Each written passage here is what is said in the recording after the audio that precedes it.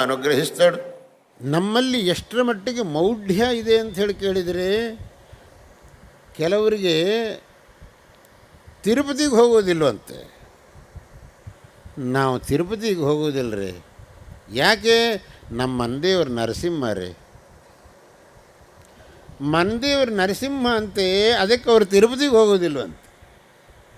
ಶಿವ ಈ ಶಿವಕೇಶವರಲ್ಲಿ ಭೇದ ದೃಷ್ಟಿ ಆಗಿರಲಿ, ನರಸಿಂಹ ವೆಂಕಟೇಶ್ವರರಲ್ಲೂ ಭೇದ ದೃಷ್ಟಿ. ಕೆಲವರು ನಾವು ನರಸಿಂಹ ಜಯಂತಿ ಆಚರಣೆ ಮಾಡೋದಿಲ್ಲ ರೀ. ಯಾಕೆ? ನಾವು ತಿರುಪತಿ ವೆಂಕಟರಮಣ ಸ್ವಾಮಿ ಒಕ್ಕಲು. ನಾವು ತಿರುಪತಿ ವೆಂಕಟರಮಣ ಸ್ವಾಮಿ ಒಕ್ಕಲು, ಅದೇ ನರಸಿಂಹ ಜಯಂತಿ ಆಚರಣೆ ಮಾಡಬಾರ್ದ? ಇಷ್ಟರ ಮಟ್ಟಿನ ಮೌಢ್ಯದಲ್ಲಿದ್ದಾರೆ ಜನಗಳು.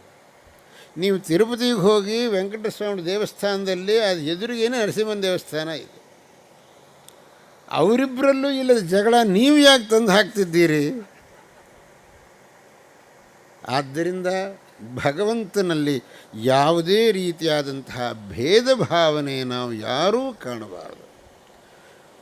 ಒಬ್ಬನೇ ಪರಮೇಶ್ವರ ಸರ್ವತ್ರ ಅನೇಕ ರೂಪಗಳಲ್ಲಿ ಅನೇಕ ಹೆಸರುಗಳಲ್ಲಿ ವ್ಯಾಪ್ತನಾಗಿದ್ದಾನೆ ಅನ್ನೋದು ವಾಸ್ತವಿಕವಾದ ಸಮಾಚಾರ.